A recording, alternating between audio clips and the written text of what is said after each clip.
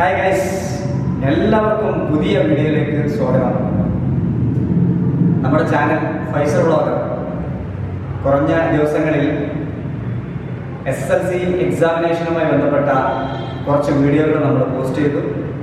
വലിയ റെസ്പോൺസ്, കുട്ടികൾ വളരെ സന്തോഷത്തിൽ എന്നെ വാട്സപ്പിലും യൂട്യൂബിലും കമൻ്റായിട്ടും മറ്റും നമ്മളെ വിളിച്ചുകൊണ്ടിരിക്കുന്നു. വളരെ സപ്പോർട്ടാണ് പല ഭാഗങ്ങളിൽ നിന്നും കിട്ടിക്കൊണ്ടിരിക്കുന്നത്. അപ്പോൾ അതുകൊണ്ട് തന്നെ ഇപ്പോൾ ലാസ്റ്റ് നമ്മൾ കെമിസ്ട്രി ചെയ്തു. കെമിസ്ട്രിയുടെ ഒരു റിവിഷൻ ചെയ്തു കഴിഞ്ഞു.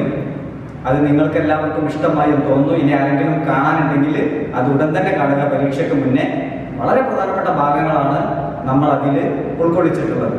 അതിനു മുന്നേ സോഷ്യൽ സയൻസിൽ വളരെ ടിപ്സ് കഥ രൂപത്തിൽ നാം അത് അവതരിപ്പിച്ചിട്ടുണ്ട്. അതൊക്കെ കൂടുതൽ ആളുകൾ എത്തിക്കഴിഞ്ഞു. SSന് മുന്നേ നിങ്ങൾ അത് കാണുക.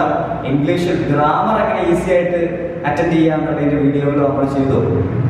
ഇന്ന് ഞാൻ ചെയ്യുന്നത് എൻ്റെ ചാനലിൽ എൻ്റെ പ്രിയ സുഹൃത്ത് അനസ് സാറാണ് നിങ്ങളുടെ മുന്നിൽ വരുന്നത്. വിഷയം ഫിസിക്സ്. കേൾക്കുമ്പോൾ തന്നെ നമുക്ക് ഫിസിക്സ് എന്ന് പറയുമ്പോൾ കുട്ടികൾക്ക് പലപ്പോഴും ഒരു അസ്വസ്ഥത വരാറുണ്ട്. എല്ലാവരുടെയും കാര്യമല്ല, ചില കുട്ടികൾക്ക്. അനസ് സാറ് എൻ്റെ കൂട്ടുകാരനുമാണ്. അതുകൊണ്ട് അദ്ദേഹം വളരെ മനോഹരമായിട്ട് ഫിസിക്സ് വളരെ ലളിതമായിട്ട് എങ്ങനെ പഠിക്കാം, SSLCക്ക് നിങ്ങൾക്ക് തീർച്ചയായിട്ടും ഇത് ഉപകാരപ്പെടും. ഈ ക്ലാസ് കഴിയുന്നതോടുകൂടി ഫിസിക്സിലെ പല ഭാഗങ്ങളും ടച്ച് ചെയ്തിട്ട് വളരെ സിമ്പിളായിട്ടുള്ള മെത്തേഡിൽ എങ്ങനെ ഫിസിക്സിനെ നിങ്ങൾക്ക് ആത്മവിശ്വാസത്തോടെ നേരിടാം SSLCക്കാർക്കുള്ള ഒരു വീഡിയോ ആണ്. അപ്പോൾ അതുകൊണ്ട് തന്നെ മുഴുവൻ വീഡിയോയും കാണുക. ഒരിക്കൽ കൂടി എൻ്റെ ചാനലിലേക്ക് കുട്ടികൾക്ക് സ്വാഗതം. ഹായ് ഫ്രണ്ട്സ്, എൻ്റെ പേര് അനസ്. നിങ്ങൾ കെമിസ്ട്രിയുടെയും സോഷ്യലിൻ്റെയും ഇംഗ്ലീഷിൻ്റെയൊക്കെ ക്ലാസ് കേട്ടിട്ടുണ്ടാവും. നമ്മുടെ ഇപ്രാവശ്യം ഫിസിക്സിൻ്റെ പറ്റുന്ന അത്രയും ഭാഗങ്ങളൊക്കെ ഒന്ന് നോക്കിയിട്ട് നമുക്ക് ഫിസിക്സിന് നിങ്ങളുടെ SSLCക്ക് വേണ്ടിയിട്ട് ഏറ്റവും നന്നായിട്ട് സിമ്പിളായിട്ട് എങ്ങനെ നമുക്ക് ഈ കുറഞ്ഞ സമയത്തിൻ്റെ ഉള്ളിൽ ഒന്ന് ശരിയാക്കി എടുക്കാൻ പറ്റുക എന്നുള്ളതിനെ കുറിച്ചൊന്ന് നോക്കാം. ഒരു റിവിഷൻ മോഡലിലാണ് നമ്മൾ നോക്കുന്നത്. കാര്യം എന്താണെന്ന് വെച്ച് കഴിഞ്ഞാൽ നമുക്ക് കുറഞ്ഞ സമയമുള്ളൂ. ആ ഒരു കുറച്ച് സമയത്തിൻ്റെ ഉള്ളിൽ നമ്മൾ പറ്റുന്ന അത്രയും ഭാഗങ്ങളൊന്ന് കവർ ചെയ്തിട്ട് ചില ക്വസ്റ്റ്യൻസ് ഒക്കെ ഒന്ന് നോക്കിയിട്ട് നല്ല രീതിയിൽ മുന്നോട്ട് പോകാം.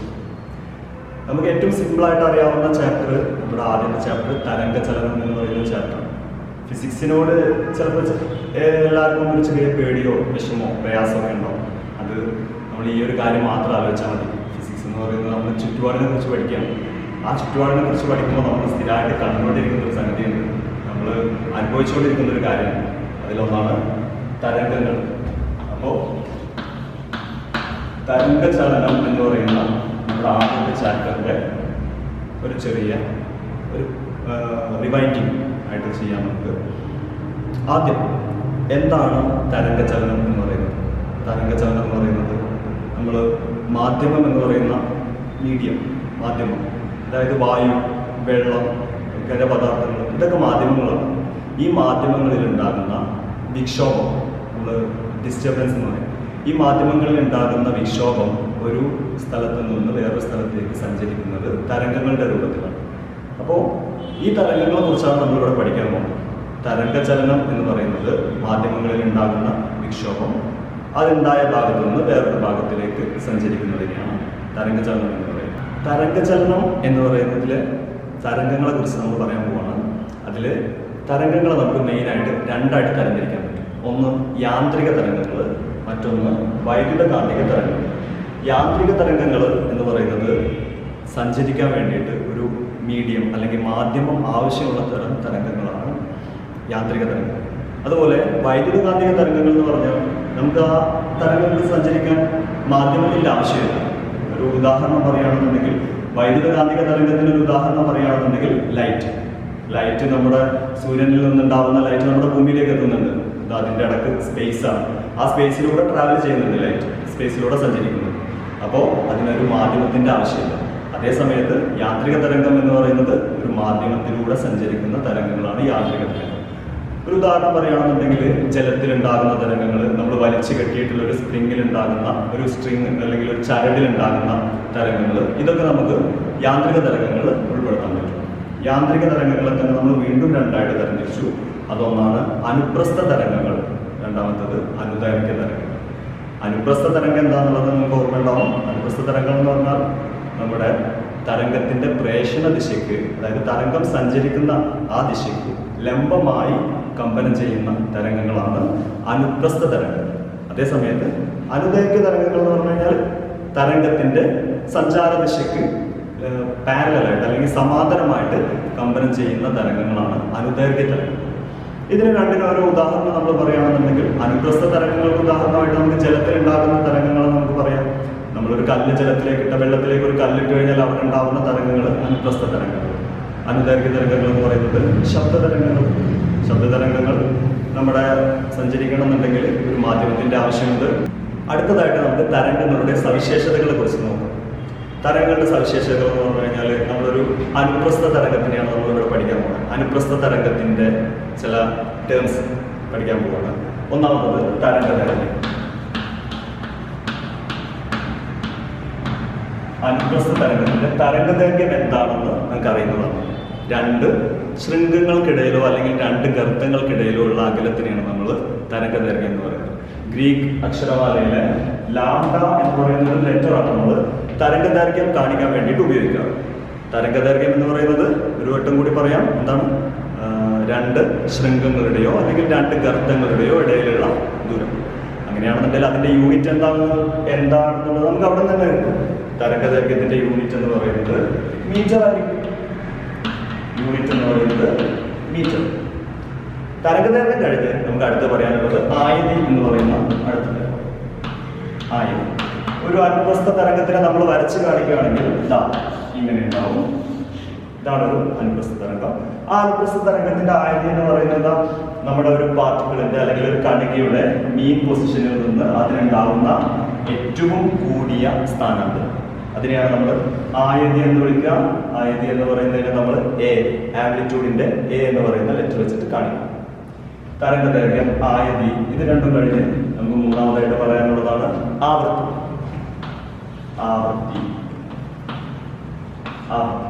ആവൃത്തി എന്ന് പറയുന്നത് ഫ്രീക്വൻസിയാണ്. അപ്പൊ ഫ്രീക്വൻസി എന്നുള്ളത് കാണിക്കാൻ വേണ്ടിയിട്ടുള്ള എഫ് എന്ന് പറയുന്നത് നമ്മൾ ഇതിന്റെ സിമ്പിൾ ആയിട്ട് ഉപയോഗിക്കും.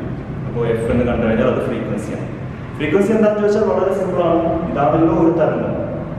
ഈ ഇതുപോലെയുള്ള തരംഗങ്ങൾ ഒരു സെക്കൻഡിൽ എത്ര തരംഗങ്ങൾ ഉണ്ടാവുന്നുണ്ട് എന്നുള്ളതാണ് ഫ്രീക്വൻസി. അല്ലെങ്കിൽ നമ്മൾ അതിനൊരു ഡെഫിനിഷൻ രൂപത്തിൽ പറയുകയാണെന്നുണ്ടെങ്കിൽ ഒരു സെക്കൻഡിൽ ഉണ്ടാകുന്ന കമ്പനങ്ങളുടെ എണ്ണം. അതായത് ഇവിടെയുള്ള ഒരു കണിക കമ്പനം ചെയ്യും. എങ്ങനെ? അതിലേക്ക് എനർജി കിട്ടുന്ന സമയത്ത് ആ കണിക പ്രേഷണ ദിശയ്ക്ക് ലംബമായിട്ട് കമ്പനം ചെയ്യും. ആ ലംബമായിട്ടുള്ള ഒരു കമ്പനം അതുപോലെയുള്ള ഒരു സെക്കൻഡിൽ എത്ര കമ്പനങ്ങൾ ഉണ്ടാകുന്നുണ്ടോ അതിന് നമ്മൾ വിളിക്കുന്ന പേരാണ് ആവൃത്തി. അപ്പൊ ആവൃത്തി കാണിക്കാൻ വേണ്ടി നമ്മൾ ഉപയോഗിച്ചത് എഫ് ആണ്. അപ്പൊ നമുക്ക് അതിനൊരു ഇക്വേഷനും അവിടെ നിന്ന് ഉണ്ടാക്കി കൊടുക്കാൻ പറ്റും. ആവൃത്തിയുടെ ഇക്വേഷനാണ് കമ്പനങ്ങളുടെ എണ്ണം ബൈ സമയം. നമ്മുടെ ഈ ചാപ്റ്ററിൽ ഇക്വേഷൻസ് കുറവാണ്. അതിൽ വരുന്നൊരു ഇക്വേഷനാണ് ഇത്. ഈ ഒരൊറ്റ ഇക്വേഷൻ പഠിച്ചാൽ തന്നെ നമുക്ക് ഇത് വെച്ച് വരുന്ന കുറച്ച് ക്വസ്റ്റ്യൻസ് ഉണ്ട്. അതിനനുസരിച്ച് പെട്ടെന്ന് കണ്ടുപിടിക്കാൻ പറ്റുന്നതാണ്. അപ്പോൾ ആവൃത്തി എന്ന് പറയുന്നതിന്റെ ഇക്വേഷൻ കമ്പനങ്ങളുടെ എണ്ണം ഡിവൈഡഡ് ബൈ സമയം. ഇനി ഏതൊരു കർവ് നമ്മൾ പഠിക്കുമ്പോഴും അതിനൊരു യൂണിറ്റ് ഉണ്ടാവും. ആവൃത്തിക്ക് ഒരു യൂണിറ്റ്. ആവൃത്തിന്റെ യൂണിറ്റ് ഹെഡ്സ് എന്ന് പറയുന്ന യൂണിറ്റ് ആണ്. ഹെഡ്സ് എന്ന് പറയുന്ന യൂണിറ്റ് മാത്രമല്ല, നമുക്ക് വേണമെന്നുണ്ടെങ്കിൽ ഇവിടെ നിന്ന് വേറൊരു യൂണിറ്റ് കൂടി കണ്ടുപിടിച്ച് പറയാൻ പറ്റും. ചിലപ്പോൾ നിങ്ങൾക്ക് നിങ്ങളുടെ മാച്ച് ദ ഫോളോവിംഗ് പോലെയുള്ള ക്വസ്റ്റ്യൻസിൽ വേറൊരു യൂണിറ്റ് ചിലപ്പോൾ കണ്ടേക്കാം. ആ യൂണിറ്റ് നമ്മൾ കണ്ടുപിടിക്കാൻ പോകുന്നത് ഇതുപോലെ. ഈ ചെയ്യാൻ പോകുന്ന കാര്യം ഏത് ഇക്വേഷനിൽ നിന്നും ഒരു ടേമിന്റെ യൂണിറ്റ് നമുക്ക് കണ്ടുപിടിക്കാൻ വേണ്ടിയിട്ട് ഉപയോഗിക്കാവുന്നതാണ്. കമ്പനങ്ങളുടെ എണ്ണം ഡിവൈഡഡ് ബൈ സമയം. അപ്പൊ സമയത്തിന്റെ യൂണിറ്റ് എന്ന് പറയുന്നത് സെക്കൻഡാണ്. അങ്ങനെയാണെന്നുണ്ടെങ്കിൽ നമുക്ക് ആവൃത്തി എന്ന് പറയുന്ന ഈ ഒരു ടേമിന് പെർ സെക്കൻഡ് എന്ന് പറയുന്ന ഒരു യൂണിറ്റ് കൂടി ഉപയോഗിക്കാം. പെർ സെക്കൻഡ് എന്ന് പറയുന്നത് നമുക്ക് സെക്കൻഡ് റൈസ് ടു -1 അല്ലെങ്കിൽ എസ് ഇൻവേഴ്സ് എന്ന് പറയുന്ന രൂപത്തിൽ എഴുതാൻ പറ്റും. അപ്പൊ ചിലപ്പോൾ നിങ്ങളുടെ ക്വസ്റ്റ്യനിൽ ഇങ്ങനെയാണ് വരുന്നതെങ്കിൽ അതും ഫ്രീക്വൻസിയുടെ യൂണിറ്റ് ആണ് എന്നുള്ളത് ഓർത്തു. അപ്പൊ നമ്മൾ പഠിച്ച ടേംസ് തരംഗദൈർഘ്യം, ആയതി, ആവൃത്തി, ഇത്രയും ടേംസ് ആണ്. ഇനി അടുത്തതായിട്ട് നമുക്ക് പറയാനുള്ളത് തരംഗവേഗം. തരംഗവേഗം എന്ന് പറയുന്ന നാലാമത്തെ ടേമാണ് തരംഗവേഗം. സാധാരണ വേഗത എന്ന് പറയുന്നത് എന്താണെന്ന് നിങ്ങൾക്കറിയാം. ഒരു സെക്കൻഡിൽ സഞ്ചരിക്കുന്ന ദൂരത്തിനെയാണ് നമ്മൾ വേഗത എന്ന് പറയുക. അത് തന്നെയാണ് ഈ തരംഗ വേഗം എന്ന് പറയുന്നത്. ഒരു സെക്കൻഡിൽ തരംഗം സഞ്ചരിച്ച ദൂരമാണ് വേഗത. അപ്പോൾ പിന്നെ അതിൻ്റെ യൂണിറ്റ് എന്തായിരിക്കും? അതിൻ്റെ യൂണിറ്റ് മീറ്റർ പെർ സെക്കൻഡ് എന്ന് പറയുന്ന വേഗതയുടെ യൂണിറ്റ് തന്നെയായിരിക്കും വരിക. അപ്പോൾ തരംഗ വേഗം എന്ന് പറയുന്നത് വി എന്ന് പറയുന്ന ലെറ്റർ വെച്ചാണ് നമ്മൾ കാണിക്കാറ്. അതിൻ്റെ യൂണിറ്റ് മീറ്റർ പെർ സെക്കൻഡ് ആണ്. ഇനി ഈ തരംഗ വേഗതയെയും ഫ്രീക്വൻസിനെ അല്ലെങ്കിൽ ആവൃത്തിയെയും തരംഗ ദൈർഘ്യത്തിനെയും തമ്മിൽ ബന്ധിപ്പിക്കുന്ന ഒരു ഇക്വേഷൻ ഉണ്ട്. അത് ഇമ്പോർട്ടൻ്റ് ആണ്. ആ ഇക്വേഷനാണ് V is equal to F lambda. V is equal to F lambda എന്ന് പറയുന്ന ഈ യൂണിറ്റ് ഉപയോഗിച്ചിട്ട് നമുക്ക് വേണമെന്നുണ്ടെങ്കിൽ ഈ മൂന്നെണ്ണത്തിൽ ഏതെങ്കിലും രണ്ടെണ്ണം ക്വസ്റ്റ്യനിൽ തന്നിട്ടുണ്ടെങ്കിൽ മൂന്നാമത്തതിനെ കണ്ടുപിടിക്കാൻ പറ്റും. ഇത്രയാണ് നമ്മുടെ തരംഗത്തിന്റെ സവിശേഷതകൾ എന്ന് പറയുന്ന ഭാഗത്ത് നമുക്ക് പറയാം. ഇനി നമ്മൾ അനുദൈർഘ്യ തരംഗങ്ങളിലേക്ക് പോകാം. അനുദൈർഘ്യ തരംഗങ്ങൾ എന്താ നമ്മൾ പറഞ്ഞു? അനുദൈർഘ്യ തരംഗങ്ങൾ എന്ന് പറയുന്നത് സഞ്ചരിക്കാൻ ഒരു മാധ്യമം ആവശ്യമുള്ള തരംഗങ്ങളാണ്. അവയുടെ സഞ്ചാര ദിശയ്ക്ക് പാരലലായിട്ട് അല്ലെങ്കിൽ സമാന്തരമായിട്ട് കമ്പനം ചെയ്യുന്ന സ്വഭാവമുള്ള തരംഗങ്ങളാണ് അനുദൈർഘ്യ തരംഗങ്ങൾ. ഒരു എക്സാമ്പിൾ പറയുകയാണെന്നുണ്ടെങ്കിൽ ശബ്ദതരംഗങ്ങൾ. ഈ ശബ്ദതരംഗങ്ങൾ ഏതൊക്കെ മാധ്യമങ്ങളിലൂടെ സഞ്ചരിക്കും എന്നുള്ളത് നിങ്ങൾക്ക് അറിയാം. നമ്മുടെ വായുവിലൂടെ സഞ്ചരിക്കും, വെള്ളത്തിലൂടെ സഞ്ചരിക്കും, ഖരപദാർത്ഥങ്ങളിലൂടെ സഞ്ചരിക്കും. ഖരപദാർത്ഥങ്ങളിലൂടെ ശബ്ദത്തിന്റെ വേഗത കുറച്ച് കൂടുതലായിരിക്കും. വായു, ജലം, ഖരം ഇത് നമ്മൾ ഒരുമിച്ച് എടുക്കുകയാണെന്നുണ്ടെങ്കിൽ ഖരപദാർത്ഥത്തിലൂടെയുള്ള വേഗതയായിരിക്കും കുറച്ച് കൂടുതലുണ്ടാകും. അവിടെ അനുദൈർഘ്യ തരംഗങ്ങളുടെ പ്രത്യേകത, ഇവിടെ അനുപ്രസ്ഥ തരംഗങ്ങൾക്ക് നമ്മൾ പറഞ്ഞ പോലെ ശൃംഖങ്ങളോ ഗർത്തങ്ങളോ അല്ല അവിടെ ഉണ്ടാവുക. ഇവിടെ മർദ്ദ വ്യതിയാനം ഉണ്ടാവാറില്ല. അനുപ്രസ്ഥ തരംഗങ്ങൾക്ക് മർദ്ദ വ്യതിയാനം ഉണ്ടാവാറില്ല. അതേസമയം അനുദൈർഘ്യ തരംഗങ്ങൾക്ക് മർദ്ദ വ്യത്യാസങ്ങൾ ഉണ്ടാവും. മാധ്യമത്തിൽ അവ മർദ്ദ വ്യത്യാസങ്ങളെ ഉണ്ടാകും. വായുവിന്റെ കണികകൾ ചില സ്ഥലത്ത് അടുത്തടുത്ത് നിൽക്കുന്നതായിട്ടും ചില സ്ഥലങ്ങളിൽ വിട്ട് നിൽക്കുന്നതായിട്ടും നമുക്ക് കാണാൻ പറ്റും. അങ്ങനെ അടുത്തടുത്ത് നിൽക്കുന്ന സ്ഥലങ്ങളെ നമ്മൾ ഉച്ചമർദ്ദ മേഖലകൾ എന്ന് വിളിക്കും. ആർക്കാണിത്? ഇത് അനുപ്രസ്ഥ തരംഗങ്ങളുടെ പ്രത്യേകതയാണ് നമ്മൾ പറയുന്നത്.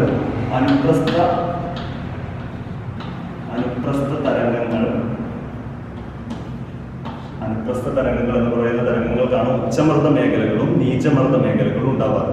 ഉച്ചമർദ്ദ മേഖലകൾ എന്ന് പറഞ്ഞു കഴിഞ്ഞാൽ മർദ്ദം കൂടിയ മേഖലകൾ, നീചമർദ്ദ മേഖലകൾ എന്ന് പറയുന്നത് മർദ്ദം കുറഞ്ഞ മേഖലകൾ. അനുപ്രസ്ഥ തരംഗത്തിന് ഒരു ഉദാഹരണമായിട്ട് നമ്മൾ പറഞ്ഞത് ശബ്ദത്തിനെയാണ്.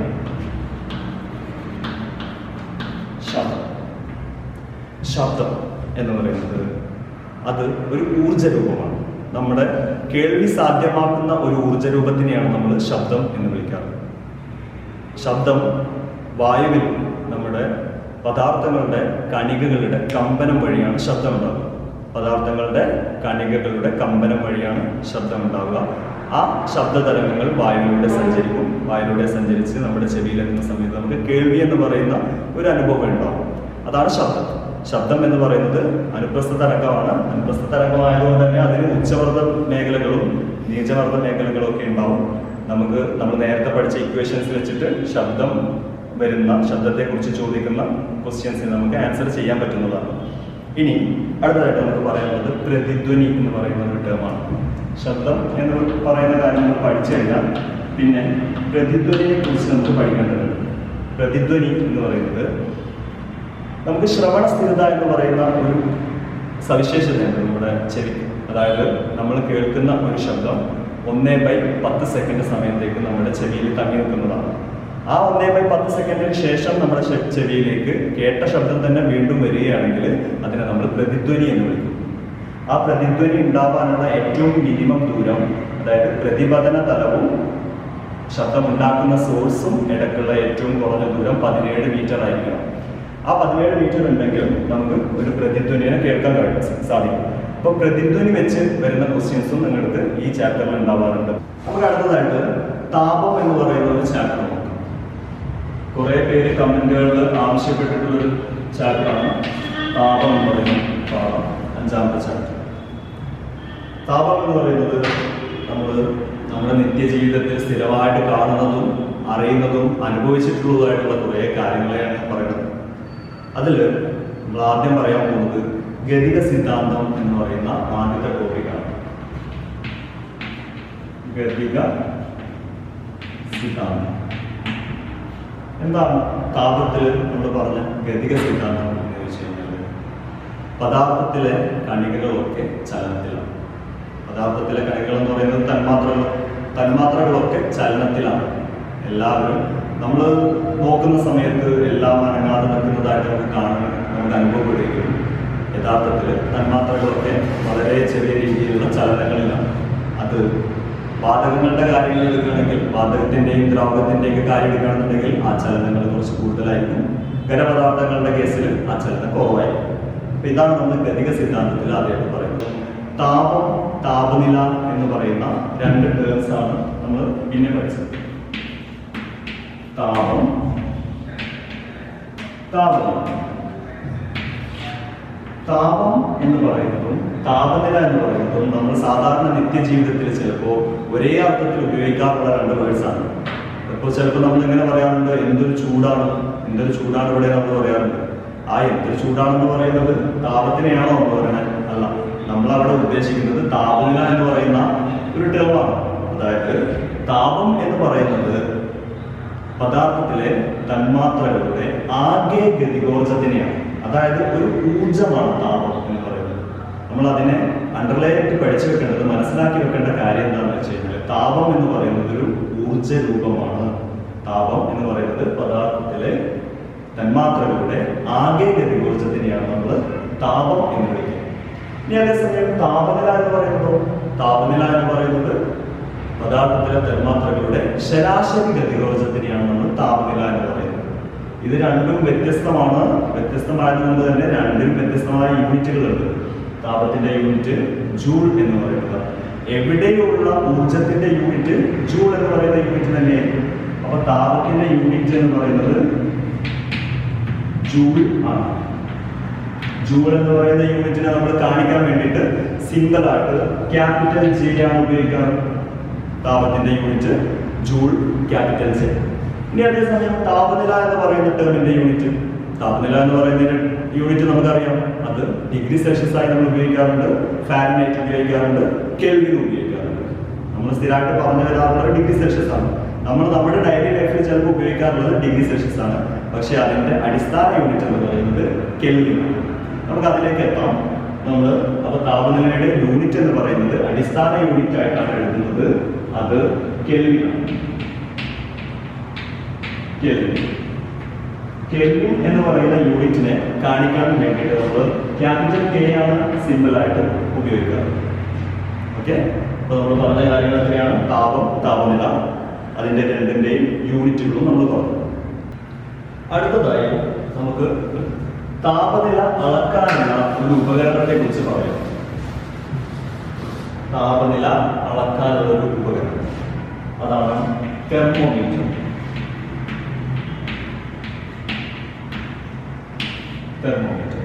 നമ്മൾ തെർമോമീറ്ററിനെ ഡിഗ്രി സെൽഷ്യസിലാണ് അതിനെ ഗ്രേഡ് ചെയ്യാറ്. ഡിഗ്രി സെൽഷ്യസ് എന്ന് പറയുന്നത് കുറച്ച് നേരത്തെ പറഞ്ഞ പോലെ നമ്മൾ ഡെയിലി ലൈഫിൽ ഉപയോഗിക്കുന്ന യൂണിറ്റ്. ആ ഡിഗ്രി സെൽഷ്യസിൽ നമ്മൾ തെർമോമീറ്ററിനെ ഗ്രേഡ് ചെയ്യുമ്പോൾ 0 ഡിഗ്രി സെൽഷ്യസ് മുതൽ 100 ഡിഗ്രി സെൽഷ്യസ് വരെയാണ് കാണിക്കാറ്. ഈ 0 ഡിഗ്രി സെൽഷ്യസും 100 ഡിഗ്രി സെൽഷ്യസും എന്താണെന്ന് ചോദിച്ചു കഴിഞ്ഞാൽ, 0 ഡിഗ്രി സെൽഷ്യസ് ഐസിന്റെ ദ്രവണാങ്കമാണ്. ഐസിന്റെ ദ്രവണാങ്കമായ 0 ഡിഗ്രി സെൽഷ്യസ് മുതൽ വെള്ളത്തിന്റെ തിളനിലയായ 100 ഡിഗ്രി സെൽഷ്യസ് വരെയുള്ള ഭാഗത്തിനെ 100 തുല്യ ഭാഗങ്ങളാക്കി മാറ്റിയിട്ടുണ്ടോ? അതിലൊരു ഭാഗത്തിനെയാണ് നമ്മൾ 1 ഡിഗ്രി സെൽഷ്യസ് എന്ന് വിളിക്കുക. അപ്പോൾ ഇതാണ് ഡിഗ്രി സെൽഷ്യസ്. ഇതിനെയാണ് നമ്മൾ തെർമോമീറ്ററിൽ ഗ്രേഡ് ചെയ്യാൻ വേണ്ടിയിട്ട് ഉപയോഗിക്കാറ്. ഇനി വേറൊരു തരം തെർമോമീറ്റർ ഉണ്ട്, അതിനെക്കുറിച്ച് നമുക്ക് പഠിക്കാനുണ്ട്. അതാണ് ക്ലിനിക്കൽ തെർമോമീറ്റർ. ക്ലിനിക്കൽ തെർമോമീറ്റർ എന്താ? ക്ലിനിക്കൽ തെർമോമീറ്റർ എന്ന് പറഞ്ഞു കഴിഞ്ഞാൽ നമ്മൾ മെഡിക്കൽ ഫീൽഡിൽ ഉപയോഗിക്കുന്ന ശരീര താപനില, സാധാരണ നമ്മുടെ ഡോക്ടർമാരുടെ അടുത്ത് പോകുന്ന സമയത്ത്, പനി പിടിച്ച് ഡോക്ടറെ അടുത്ത് പോകുന്ന സമയത്ത് നമ്മുടെ ശരീര താപനില ചെക്ക് ചെയ്യാൻ വേണ്ടിയിട്ട് യൂസ് ചെയ്യുന്നത് ക്ലിനിക്കൽ തെർമോമീറ്റർ ആണ്. ക്ലിനിക്കൽ തെർമോമീറ്റർ നമ്മൾ ഗ്രേഡ് ചെയ്തിരിക്കുന്നത് ഫാരൻഹൈറ്റ് എന്ന് പറയുന്ന സ്കെയിലാണ്. ഫാരൻഹൈറ്റ് നമ്മൾ ഡിഗ്രി ഫാരൻഹൈറ്റ് എന്ന് വിളിക്കാറുണ്ട്. സെൽഷ്യസിന് നമ്മൾ ഡിഗ്രി സെൽഷ്യസ് എന്നും കാണിക്കാറുണ്ട്. ഇതാണ് ക്ലിനിക്കൽ തെർമോമീറ്റർ. അപ്പോൾ ഡിഗ്രി ഫാരൻഹൈറ്റ് എന്ന് പറയുന്ന പുതിയൊരു യൂണിറ്റിനെ നമ്മൾ ഇവിടെ പഠിച്ചു. ഡിഗ്രി ഫാരൻഹൈറ്റ് എന്ന് പറയുന്നതിന്റെ ഐസിന്റെ ദ്രവണാങ്കം അവിടെ 32 ഡിഗ്രി ഫാരൻഹൈറ്റ് ആണ്. അപ്പൊ ഐസിന്റെ ദ്രവണാങ്കമായ 32 ഡിഗ്രി ഫാരൻഹൈറ്റ് മുതൽ വെള്ളത്തിന്റെ തിളനിലയായ 212 ഡിഗ്രി ഫാരൻഹൈറ്റ് വരെയുള്ള ഭാഗത്തിനെ മൊത്തം 180 ഭാഗങ്ങളായിട്ട് തിരിച്ചിട്ടുണ്ട്. അപ്പോൾ അതിലൊരു ഭാഗത്തിനെയാണ് നമ്മൾ 1 ഡിഗ്രി ഫാരൻഹൈറ്റ് എന്ന് വിളിക്കുക. ഓക്കെ, അതാണ് അപ്പോൾ ഫാരൻഹൈറ്റ് സ്കെയിൽ. അടുത്തതായിട്ട് നമുക്ക് ഡിഗ്രി സെൽഷ്യസിനെയും ഫാരൻഹൈറ്റിനെയും പരസ്പരം എങ്ങനെയാണ് കൺവേർട്ട് ചെയ്യുക എന്നുള്ളതിനെ കുറിച്ച് പഠിക്കും. അവിടെ ഒരു ഇക്വേഷൻ ഉണ്ട്. അത് C/100 is equal to F minus 32 divided by 180. C/100 സമം F minus 32 by 180 എന്ന് പറയുന്ന ഒരു ഇക്വേഷൻ. ആ ഇക്വേഷൻ നമുക്ക് ഇനിയും ചെറുതാക്കാൻ പറ്റും. അതായത് 100നെയും 180നെയും 20നെ കൊണ്ട് നമ്മൾ ഹരിക്കുകയാണെങ്കിൽ ഇവിടെ 5 ഇവിടെ 9 എന്ന് പറയുന്ന സംഖ്യകൾ കിട്ടും. അതായത് ഈ ഇക്വേഷനെ നമുക്ക് ചുരുക്കി C/5 സമം F minus 32 by 9 എന്ന രൂപത്തിൽ എഴുതാം. ഈ ഒരൊറ്റ ഇക്വേഷൻ യൂസ് ചെയ്തിട്ട് നിങ്ങൾക്ക് വേണമെന്നുണ്ടെങ്കിൽ സെൽഷ്യസ് സ്കെയിലിൽ തന്നിട്ടുള്ളതിനെ ഫാരൻഹൈറ്റ് സ്കെയിലിലേക്കും ഫാരൻഹൈറ്റ് സ്കെയിലിൽ തന്നിട്ടുള്ളതിനെ സെൽഷ്യസ് സ്കെയിലിലേക്കും മാറ്റാവുന്നതാണ്. ഇവിടെ ഇത് ഓർത്തു വെക്കാൻ വേണ്ടി നിങ്ങൾ ചെയ്യേണ്ട കാര്യം, സെൽഷ്യസ് സ്കെയിലിനെ നമ്മൾ ഐസിന്റെ ദ്രവണാങ്കം മുതൽ ജലത്തിന്റെ തിളനില വരെയുള്ള ഭാഗത്തിന് 100 ഭാഗങ്ങളായിട്ടാണല്ലോ തിരിച്ചത്. അപ്പൊ അതിന്റെ തൊട്ട് താഴെ 100 എന്ന് പറയുന്ന സംഖ്യ വരും. ഫാരൻഹൈറ്റിന് നമ്മൾ 180 ഭാഗങ്ങളായിട്ടല്ല തിരിച്ചത്. അപ്പോൾ ഫാരൻഹൈറ്റിന്റെ താഴെ 180 എന്ന് വരും. അതേ സമയത്ത് ഫാരൻഹൈറ്റ് സ്കെയിലിൽ ഐസിന്റെ ദ്രവണാങ്കം എന്ന് പറയുന്നത് 32 ഡിഗ്രി ഫാരൻഹൈറ്റ് ആണ്. അതിന് തുല്യമായ സെൽഷ്യസ് സ്കെയിലിലെ ടെമ്പറേച്ചർ അല്ലെങ്കിൽ താപനില എന്ന് പറയുന്നത് 0 ഡിഗ്രി സെൽഷ്യസ് ആണ്. അപ്പൊ ആ ഒരു ബന്ധം ഓർത്തു വെക്കുകയാണെങ്കിൽ ഈ ഒരു ഇക്വേഷൻ ഓർത്തു വെക്കാൻ എളുപ്പമാണ്. ഇത് തമ്മിൽ മാറിപ്പോകാൻ പാടില്ല. ഇനി ഇതിൽ ഡിഗ്രി സെൽഷ്യസിലുള്ള ഇതിനെ കാണാം, ഫാരൻഹൈറ്റിലുള്ള നമ്പർ, ഫാരൻഹൈറ്റിലുള്ള താപനില നിങ്ങൾക്ക് ഇക്വേഷനിൽ തന്നിട്ടുണ്ടെങ്കിൽ, ക്വസ്റ്റ്യനിൽ തന്നിട്ടുണ്ടെങ്കിൽ അത് ഇവിടെ ഇക്വേഷൻ കൊടുത്താൽ മതി. അപ്പൊ ഈ താഴെ കിടക്കുന്ന 5നെ നമ്മൾ സമത്തിന്റെ അപ്പുറത്തേക്ക് കൊണ്ടുപോകണം. താഴെ കിടക്കുന്ന 5നെ സമത്തിന്റെ അപ്പുറത്തേക്ക് കൊണ്ടുപോയാൽ C സമം 5 ഇൻറ്റു F മൈനസ് 32 ബൈ 9 ഇങ്ങനെ കിട്ടും. 5/9 ഇൻറ്റു F മൈനസ് 32 എന്ന് പറയുന്ന ഈ ഇക്വേഷൻ ഉപയോഗിച്ചിട്ട് നിങ്ങൾക്ക് ഫാരൻഹൈറ്റ് സ്കെയിലിൽ തന്നിട്ടുള്ള ഒരു ടേമിനെ ഡിഗ്രി സെൽഷ്യസിലേക്ക് മാറ്റാൻ പറ്റും. ഇനി അതുപോലെ തന്നെ ഡിഗ്രി സെൽഷ്യസിൽ തന്ന ഒന്നിനെ ഫാരൻഹൈറ്റിലേക്ക് മാറ്റണം എന്തെങ്കിലും എളുപ്പമാണ്. അവിടെ ഡിഗ്രി സെൽഷ്യസിൽ തന്നത് കൊടുക്കുക, പിന്നെ ഫാരൻഹൈറ്റ് മാത്രമേ അവിടെ നമുക്ക് അറിയാത്തൊരു ടേമായിട്ടുണ്ടാവുള്ളൂ. ആ ടേമിനെ നമ്മൾ അവിടെ നിന്ന് കണ്ടുപിടിക്കാം. ഓക്കെ, ഡിഗ്രി സെൽഷ്യസും ഫാരൻഹൈറ്റും പഠിച്ചു കഴിഞ്ഞാൽ നമുക്ക് ഇനി അടുത്തതായിട്ട് താപനിലയുടെ ഒരു യൂണിറ്റ് ആയിട്ട് പഠിക്കാനുള്ളത് കെൽവിൻ സ്കെയിലിനെയാണ്. താപനിലയുടെ അടിസ്ഥാന യൂണിറ്റ് ആയിട്ട് നമ്മൾ ഉപയോഗിക്കാറ് കെൽവിൻ സ്കെയിൽ. ഈ കെൽവിൻ സ്കെയിൽ എന്ന് പറയുന്നത് തന്മാത്രകളുടെ ഗതികോർജത്തിനെ 0 അല്ലെങ്കിൽ ഗതികോർജം 0 മാറുന്ന ഡിഗ്രി സെൽഷ്യസിന്റെ ടെമ്പറേച്ചർ -273.15 ഡിഗ്രി സെൽഷ്യസ് ആണ്. ഇത് വെച്ച് കണക്കാക്കി എടുക്കുന്ന ഒരു സ്കെയിലാണ് അല്ലെങ്കിൽ താപനിലയുടെ ഒരു യൂണിറ്റ് ആണ് കെൽവിൻ എന്ന് പറയുന്നത്. ഈ -273.15 ഡിഗ്രി സെൽഷ്യസിനെ നമ്മൾ 0 കെൽവിൻ ആയിട്ട് കണക്കാക്കിയിട്ടുണ്ട്. 0 കെൽവിൻ ഇതിനെ കേവല 0 എന്ന് വിളിക്കും, അല്ലെങ്കിൽ അബ്സല്യൂട്ട് 0 എന്നും വിളിക്കും. കേവല 0 അല്ലെങ്കിൽ അബ്സല്യൂട്ട് 0 എന്ന് വിളിക്കാറുണ്ട്.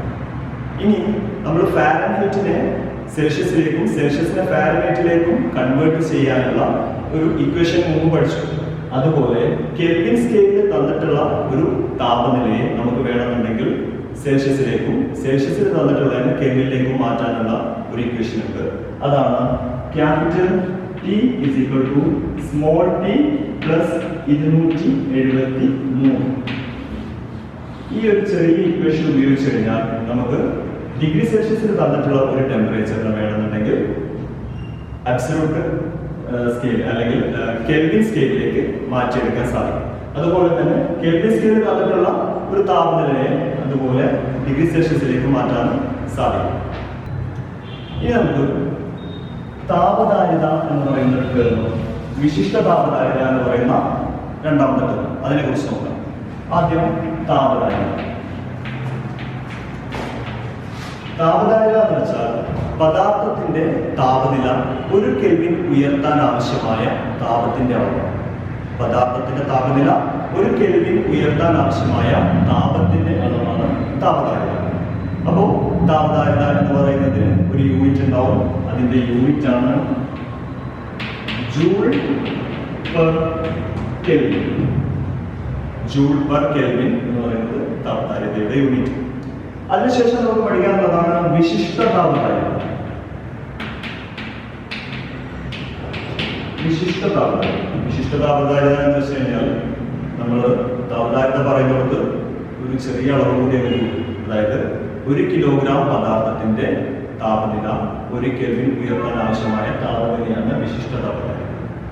ഈ വിശിഷ്ട താപധാരിത എന്ന് പറയുന്നതിനും ഒരു യൂണിറ്റ്. അതിന്റെ യൂണിറ്റ് വരുന്നത് ജൂൾ പെർ കിലോഗ്രാം കെൽവിൻ എന്ന് പറയുന്ന യൂണിറ്റ്. ഈ വിശിഷ്ട താപധാരിത ഓരോ പദാർത്ഥത്തിനും വ്യത്യസ്തമായിരിക്കും.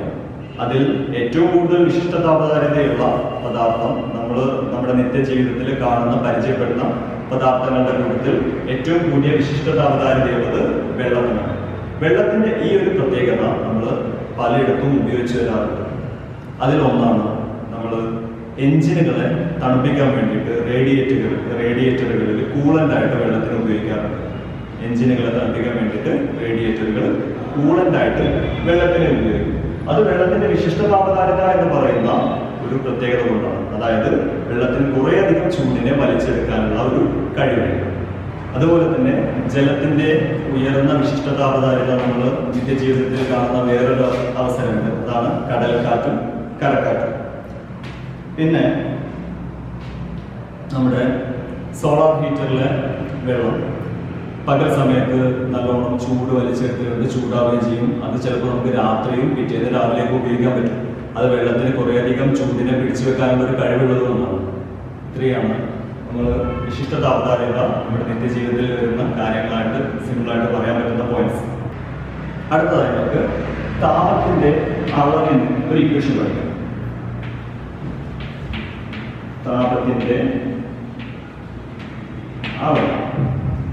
താപത്തിന്റെ അളവ് എന്ന് പറയുന്നത് Q എന്ന് പറയുന്ന ഒരു ലെറ്റർ വെച്ചാണ് നമ്മൾ കാണിക്കുന്നത്. അത് mc തീറ്റ എന്ന് പറയുന്ന ഒരു ഇക്വേഷനാണ്.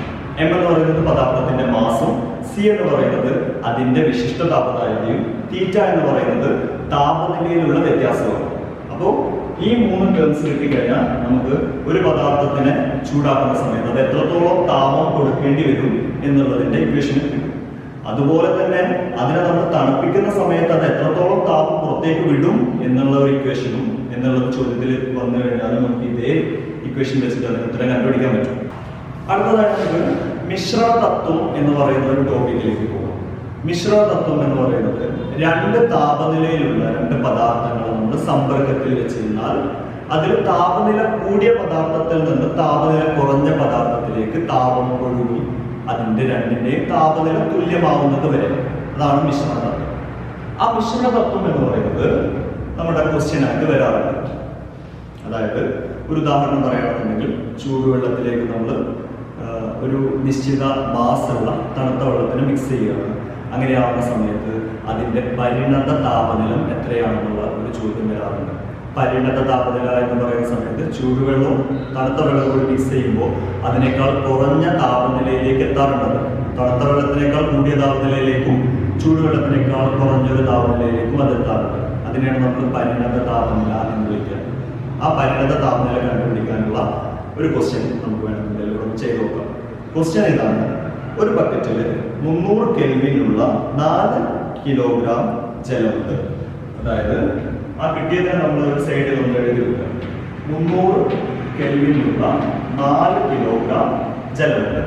അതുപോലെ 340 കെൽവിനുള്ള 2 കിലോഗ്രാം ജലവും 340 കെൽവിനുള്ള 2 കിലോഗ്രാം ജലവും.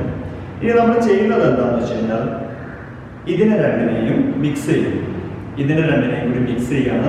അപ്പോൾ ഈ മിക്സിന്റെ പരിണത താപനില എത്രയായിരിക്കും എന്നുള്ളതാണ് ചോദ്യം.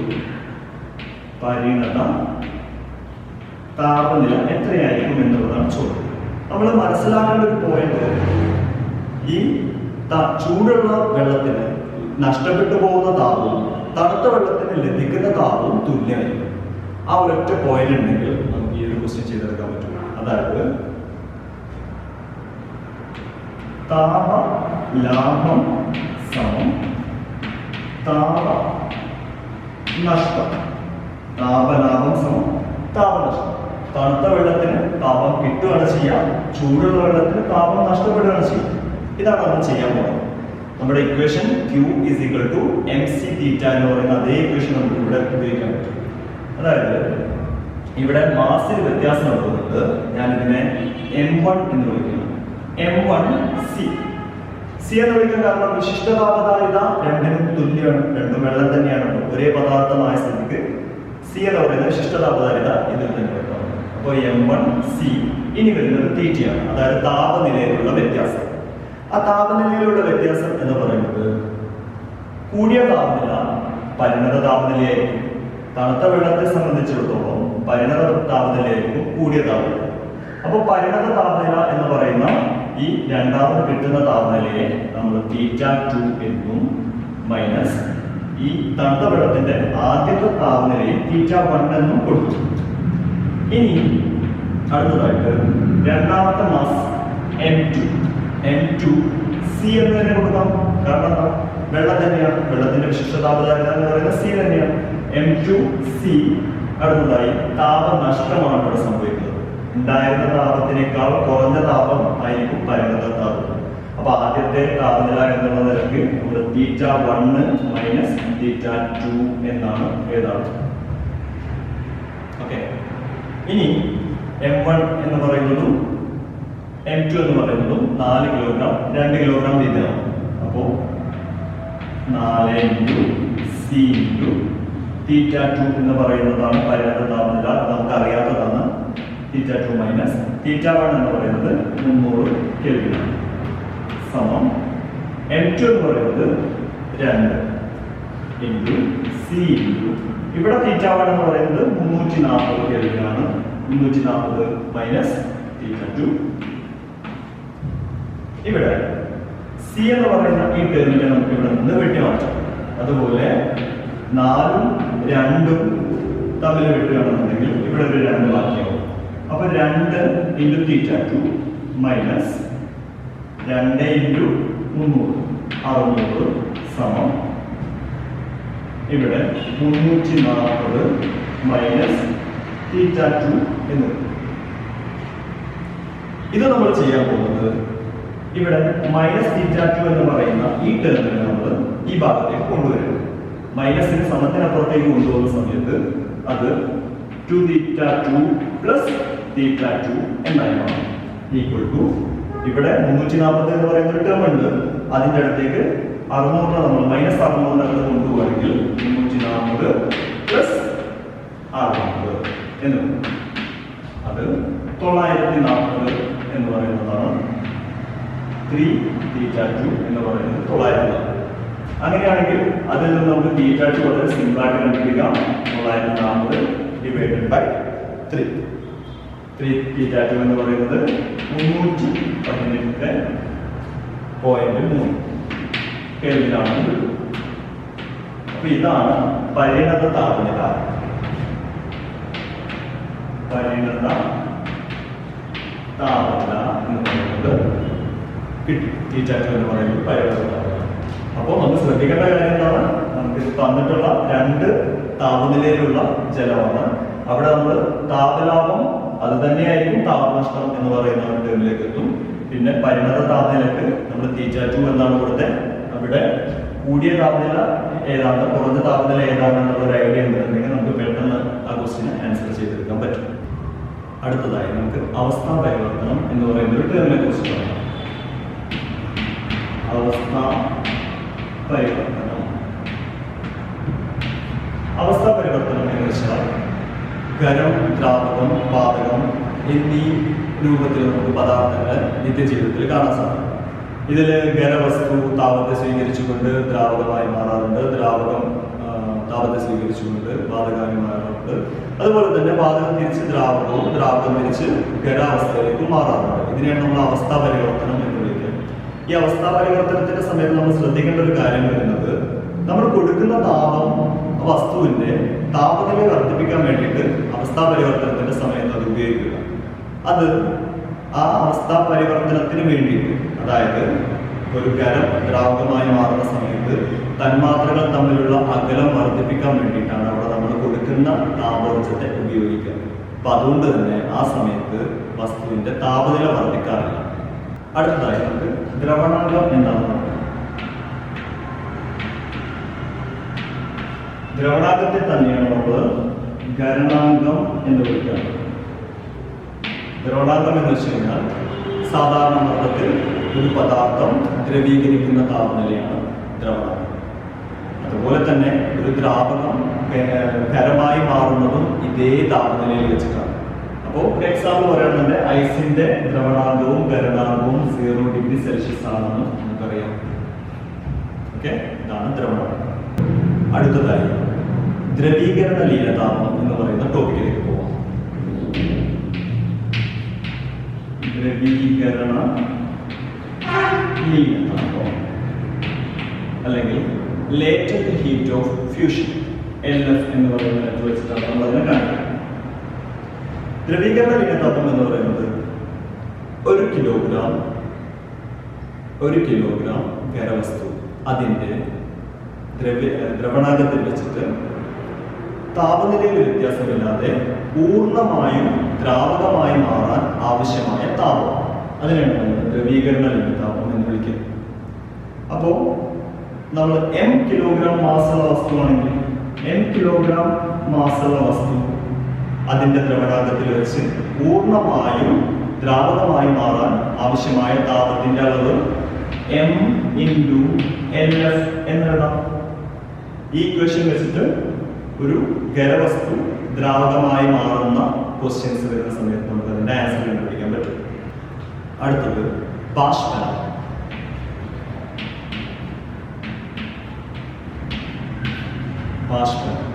ബാഷ്പനം എന്ന് പറയുന്നത് ഒരു ദ്രാവകം അതിന്റെ തിളനിലയിൽ വെച്ചിട്ട് പൂർണ്ണമായും ബാഷ്പീകരിക്കപ്പെടുന്ന താപനിലയാണ് നമ്മൾ ബാഷ്പനം എന്ന് വിളിക്കാറ്. ഓക്കെ, അടുത്തതായി ബാഷ്പന ലീനതാപം എന്ന് പറയുന്ന ഒരു ടോപ്പിക്. ബാഷ്പന ലീനതാപം അല്ലെങ്കിൽ latent heat of vaporisation, LV എന്നാണ് നമ്മൾ ഈ ടേമിനെ കാണിക്കാൻ വേണ്ടി ഉപയോഗിക്കുന്ന ലെറ്റർ.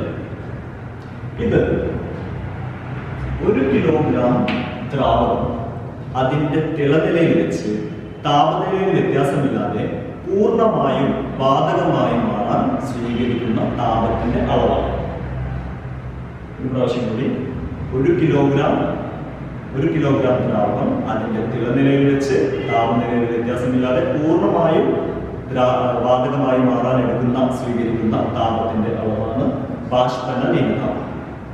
ഈ ബാഷ്പന ലീനതാപം m കിലോഗ്രാം ദ്രാവകമാണെങ്കിലോ m കിലോഗ്രാം ദ്രാവകം അതിന്റെ തിളനിലയിൽ വെച്ച് പൂർണ്ണമായും വാതകമായി മാറാൻ വേണ്ടി സ്വീകരിക്കുന്ന താപത്തിന്റെ അളവ് m × LV എന്നെഴുതാം.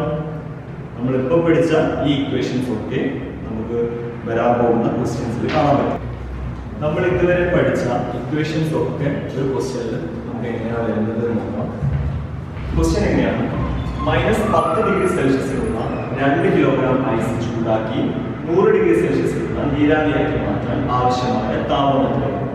ക്വസ്റ്റ്യനിൽ തന്നിട്ടുള്ള വാല്യൂസ് ആണ്. ഐസിന്റെ ദ്രവീകരണ ലീനതാപം തന്നിട്ടുണ്ട്, അതായത് LF 336 × 10⁻³ ജൂൾ/കിലോഗ്രാം. അതുപോലെ ജലത്തിന്റെ ലേറ്റന്റ് ഹീറ്റ് ഓഫ് വേപ്പറൈസേഷൻ അല്ലെങ്കിൽ ബാഷ്പന ലീനതാപം 726 × 10⁻⁴ ജൂൾ/കിലോഗ്രാം. അതുപോലെ ഐസിന്റെ സി എന്ന് പറയുന്നത് ഐസിന്റെ വിശിഷ്ട താപനില തന്നിട്ടുണ്ട് 2.1 × 10⁻³ ജൂൾ/കിലോഗ്രാം കെൽവിൻ. ജലത്തിന്റെ വിശിഷ്ട താപനിലയിലുണ്ട് 4.2 × 10⁻³ ജൂൾ/കിലോഗ്രാം കെൽവിൻ. ഓക്കെ, നമ്മൾ ഇതുവരെ പഠിച്ച ഇക്വേഷൻസ് ഒക്കെ വെച്ചിട്ട് ഉള്ള ഒരു ക്വസ്റ്റ്യൻ ആണ് ബോർഡിൽ കാണിച്ചിട്ടുള്ളത്. ക്വസ്റ്റ്യൻ വീണ്ടും വായിക്കാം. -10 ഡിഗ്രി സെൽഷ്യസിലുള്ള 2 കിലോഗ്രാം ഐസ് ചൂടാക്കി 100 ഡിഗ്രി സെൽഷ്യസിലുള്ള നീരാവിയാക്കി മാറ്റാൻ ആവശ്യമായ താപനില. ക്വസ്റ്റ്യനിൽ ചില വാല്യൂസ് തന്നിട്ടുണ്ട്. അതാണ് ഒന്ന് ഐസിന്റെ ദ്രവീകരണ ലീനതാപം, അതാണ് LF. LF എന്ന് പറയുന്നത് 336 × 10⁻³ ജൂൾ/കിലോഗ്രാം. അതുപോലെ ജലത്തിന്റെ ബാഷ്പന ലീനതാപം അല്ലെങ്കിൽ LB 226 × 10⁻⁴ ജൂൾ/കിലോഗ്രാം. ഐസിന്റെ വിശിഷ്ട താപധാരിത 2.1 × 10⁻³ ജൂൾ/കിലോഗ്രാം കെൽവിൻ. ജലത്തിന്റെ വിശിഷ്ട താപധാരിത 4.2 × 10⁻³ ജൂൾ/കിലോഗ്രാം കെൽവിൻ. ഇത്രയും വാല്യൂസ് ക്വസ്റ്റ്യനിൽ തന്നിട്ടുണ്ട്. ഇത് നമുക്ക് ഒറ്റ ഇക്വേഷൻ വെച്ച് ചെയ്യാൻ പറ്റുന്ന ഒന്നല്ല. ക്വസ്റ്റ്യൻ വളരെ സിമ്പിൾ ആണ്, ക്വസ്റ്റ്യൻ വളരെ ചെറുതാണ് എന്ന് കരുതി നമുക്ക് ഒറ്റ ഇക്വേഷൻ വെച്ച് ചെയ്യാൻ പറ്റുന്നതല്ല. ഇതിന്റെ 4 ഭാഗമാക്കി നമുക്ക് മാറ്റേണ്ടി വരും. ഒന്നാമത്തെ ഭാഗം -10°C ഐസിനെ നമ്മൾ ആദ്യം 0°C ഐസാക്കി മാറ്റണം. എന്നിട്ട് 0°C ഐസ് നമുക്ക് വെള്ളമാക്കി മാറ്റണം. അതേ താപനിലയിലുള്ള വെള്ളമാക്കി മാറ്റണം. വെള്ളത്തിന്റെ താപനിലയെ നമ്മൾ 100°C എത്തിക്കണം. അവിടെ നിന്ന് വേണം നമ്മൾ 100°C നീരാവി ഉണ്ടാക്കി മാറ്റാൻ. അപ്പൊ അതുകൊണ്ട് 4 ഭാഗങ്ങളായിട്ട് നമുക്ക് ഇത് ചെയ്യാം. അപ്പോൾ ആദ്യത്തെ ഭാഗം നമ്മൾ ചെയ്യാൻ പോവാണ്. അത് -10°C ഐസിനെ 0°C ഐസാക്കി മാറ്റാൻ ആവശ്യമായ താപം, അതായത് താപനില വർദ്ധിപ്പിക്കാൻ വേണ്ടിയിട്ടാണ്. അതിനുവേണ്ടി നമ്മൾ ഉപയോഗിക്കുന്ന ഇക്വേഷൻ Q = mc⁻θ എന്ന് പറയുന്ന ഇക്വേഷൻ ആണ്. M എന്ന് പറഞ്ഞാൽ നമുക്കറിയാം അത് 2 ആണ്. C എന്ന് പറഞ്ഞാൽ നമുക്ക് ഇവിടെ ക്വസ്റ്റ്യൻ തന്നിട്ടുണ്ട്. ഐസിന്റെ C എന്ന് പറയുന്നത് 2.1 × 10⁻³ θ എന്ന് പറയുന്നത് താപനില വ്യത്യാസമാണ്. -10°C നിന്ന് 0°C പോവുക എന്ന് പറയുന്നത് 0 - -10, അതായത് +10. ഇത് നമ്മൾ ചെയ്തു നോക്കുന്ന സമയത്ത് നമുക്ക് കിട്ടുന്നത് 42,000 ജൂളാണ്. ഇനി രണ്ടാമത്തെ ഭാഗമായിട്ട് നമുക്ക് ഇപ്പൊ നമ്മുടെ കയ്യിലുള്ളത് 0°C ഐസാണ്. ആ 0°C ഐസിനെ നമ്മൾ 0°C വെള്ളമാക്കി മാറ്റണം. 0°C വെള്ളമാക്കി മാറ്റണം. അതിനുവേണ്ടി നമ്മൾ ഉപയോഗിക്കേണ്ട ഇക്വേഷൻ M × LF ആണ്, അതായത് ദ്രവീകരണ ലീനതാപം വരുന്ന ഇക്വേഷൻ. അതിൽ M 2 ആണെന്ന് നമുക്കറിയാം. LF ഇവിടെ തന്നിട്ടുണ്ട്. LF എന്ന് പറയുന്നത് ഐസിന്റെ LF എന്ന് പറയുന്നത് 336 × 10⁻³ ഇത് ചെയ്ത് കിട്ടുന്നത്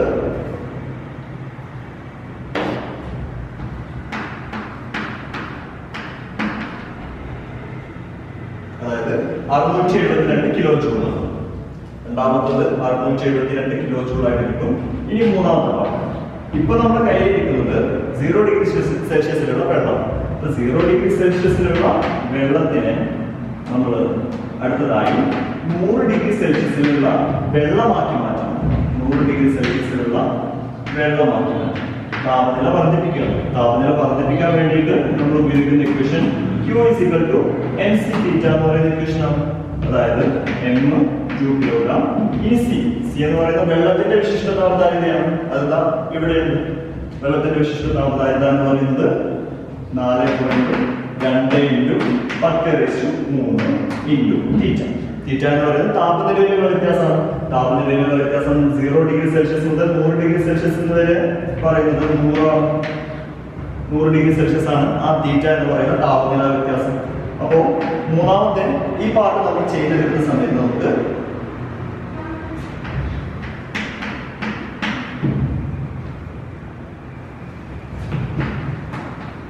അതായത് 340 കിലോ ജൂൾ എന്ന് കിട്ടും. ഇനി അവസാനമായിട്ട് 100°C നമ്മുടെ കയ്യിലുള്ള വെള്ളം, ആ വെള്ളത്തിന് നമ്മൾ 100°C നീരാവിയാക്കി മാറ്റാൻ പോകുന്നു. അതിനുവേണ്ടി നമ്മൾ ഉപയോഗിക്കേണ്ട അവസ്ഥാ പരിവർത്തനത്തിന്റെ ഇക്വേഷനാണ്. അതായത് Q = m × LB, latent heat of vaporisation അല്ലെങ്കിൽ ബാഷ്പന ലീനതാപം. വെള്ളത്തിന്റെ ബാഷ്പന ലീനതാപം എന്ന് പറയുന്നത് 226 × 10⁻⁴ ആണ്. വെള്ളത്തിന്റെ മാസ് 2 കിലോഗ്രാം ആണ്. ഇതാണ് നമ്മൾ ചെയ്തെടുക്കുന്നതെങ്കിൽ നമുക്ക് കിട്ടാൻ പോകുന്നത്. ഇതിന്റെ ഉത്തരവും കൂടി നമുക്ക് കിട്ടിക്കഴിഞ്ഞതിന് ശേഷം ഇനി നമുക്ക് ചെയ്യാനുള്ളത് ഒന്നാമത്തത് ഒരു Q നമുക്ക് ഇവിടെ കിട്ടിയിട്ടുണ്ടാവും, രണ്ടാമത്തെ Q കിട്ടിയിട്ടുണ്ടാവും, മൂന്നാമത്തെ കിട്ടിയിട്ടുണ്ടാവും, നാലാമത്തെ കിട്ടിയിട്ടുണ്ടാവും. ഇനി മുഴുവനായിട്ടുള്ള താപമാണ് നമുക്ക് വേണ്ടത്. അതായത് -10°C ഐസിനെ 100°C നീരാവിയാക്കി മാറ്റാൻ വേണ്ട താപമാണ് നമുക്ക് വേണ്ടത്. ഇനി ഇതെല്ലാം കൂടി ഞങ്ങൾ കൂട്ടിയാൽ മതി. ഈ 4 ഭാഗത്ത് നമുക്ക് കിട്ടുന്ന ക്യൂവും കൂടി കൂട്ടി വെച്ച് കഴിഞ്ഞാൽ നമുക്ക് -10°C ഐസിനെ നീരാവിയാക്കാൻ വേണ്ടിയിട്ട് എത്ര താപം കൊടുക്കണം എന്നുള്ളത് കിട്ടും.